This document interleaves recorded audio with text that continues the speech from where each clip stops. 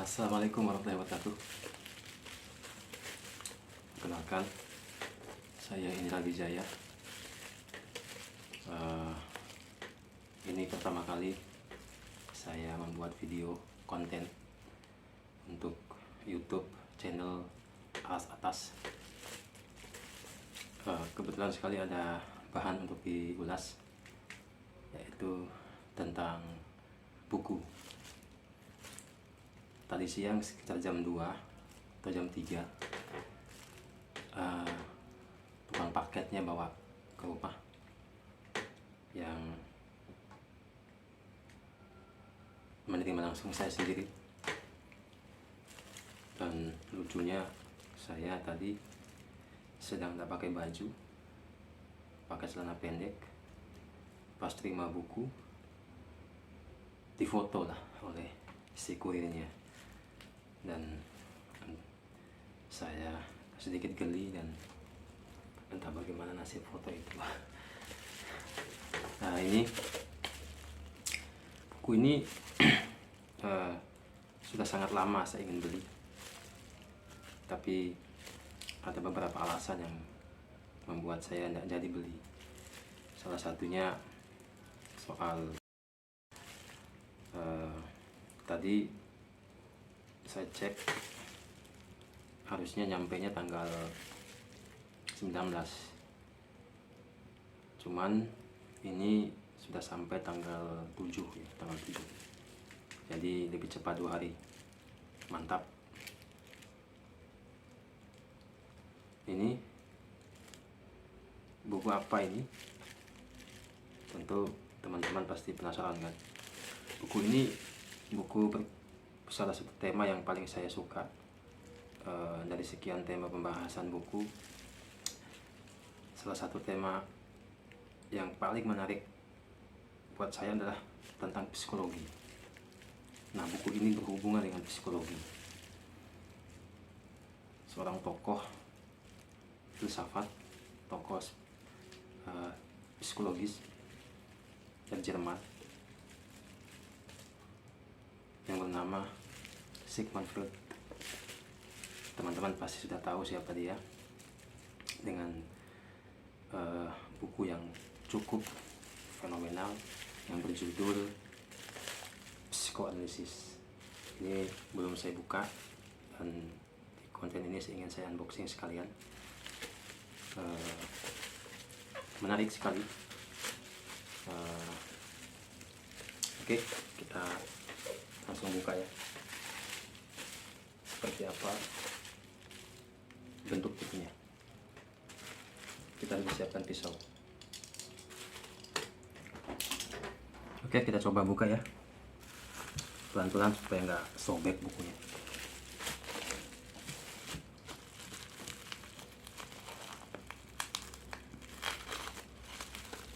Oh,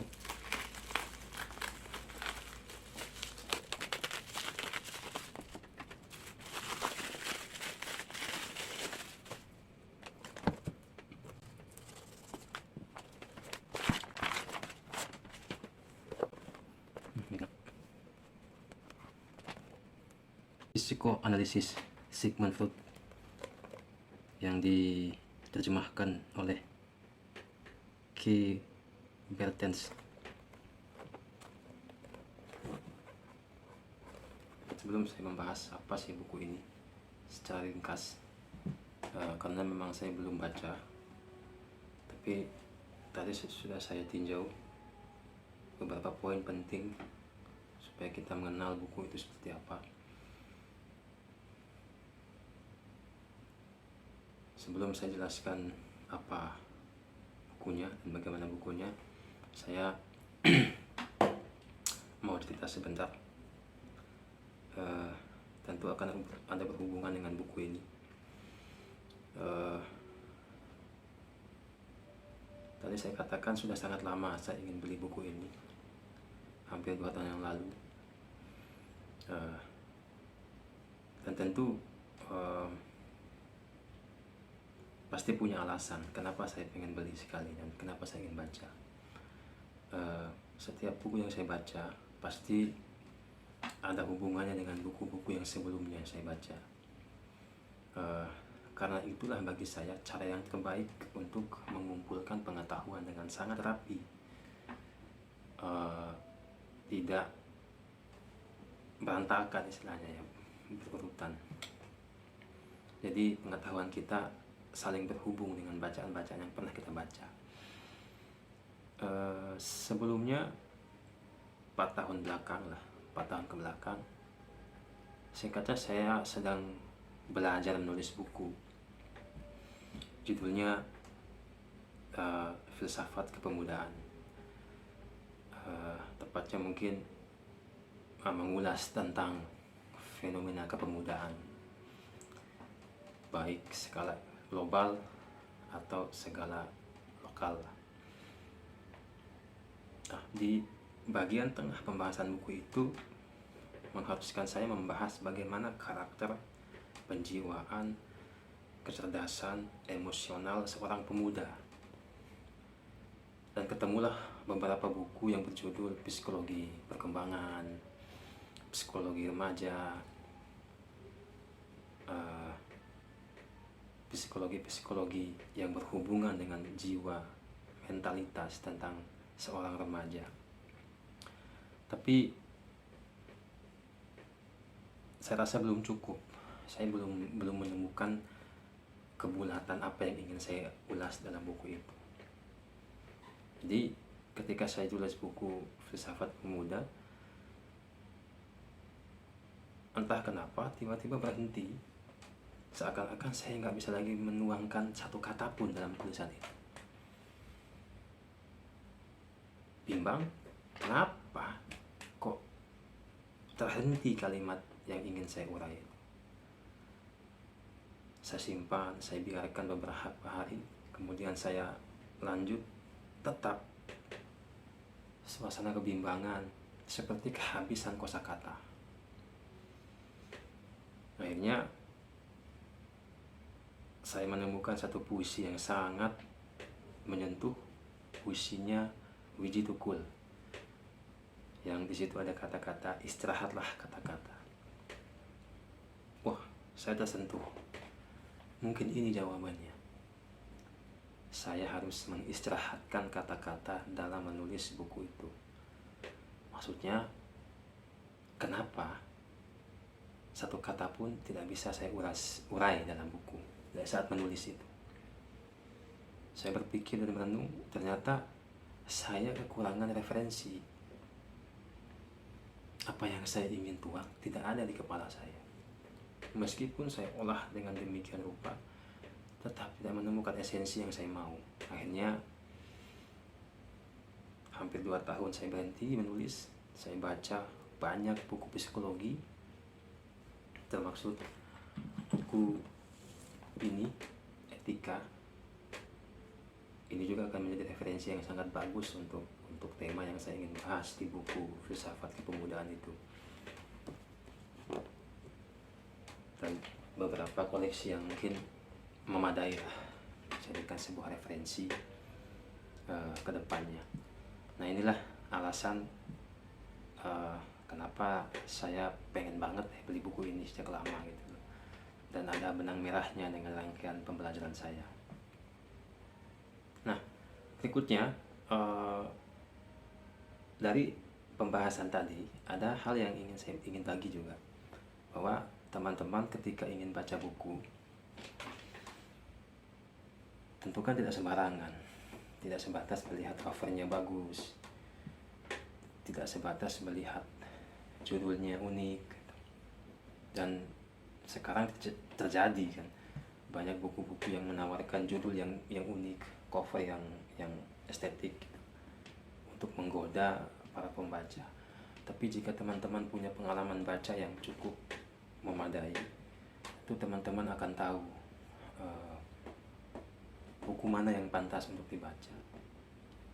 Tentu ada faktornya, ada alasannya kita ingin membaca buku itu, supaya kita lebih dekat, lebih familiar dengan apa yang ingin kita baca. Kalau kita hanya baca sesuai dengan keunikan keunikan, keindahan covernya. Takutnya kita hanya menumpuk kata-kata di ingatan kita, kata-kata yang kemudian hanya membebani ingatan kita sendiri. Nah, ini yang ingin saya bagi. Jadi teman-teman harus tahu dulu apa alasannya, terutama tentang tujuan membaca. Ini penting sekali. Kenapa Anda membaca? Ini berhubungan dengan tujuan membaca. Tadi kenapa saya ingin sekali baca buku psikoanalisis? Karena ada hubungannya, karena ada tujuannya, supaya melengkapi referensi saya terhadap buku yang ingin saya tulis. Itu yang utama. Kemudian kita tahu waktu kita luang atau tidak saat membaca buku. Kalau dalam bahasa psikologinya mungkin saya ingat dulu, kondisi genius, kondisi di mana kita sangat nyaman membaca, di mana frekuensi otak kita itu bisa dikatakan alfa atau beta, di mana frekuensi ini yang membuat kita gampang menerima informasi. Terus kemudian ada teknik-tekniknya, misalnya buku ini dibaliknya tentu ada keterangannya. Ini sangat membantu informasi kita untuk mengenal buku. Kemudian di kata pengantarnya, nah tentu daftar isi harus kita pahami. Oh, poinnya ada di situ.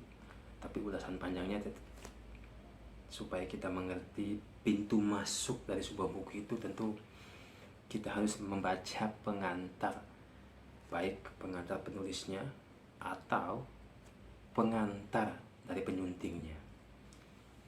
Jadi kalau kita sudah membaca pengantar buku, itu sangat membantu kemana arah buku ini dibahas.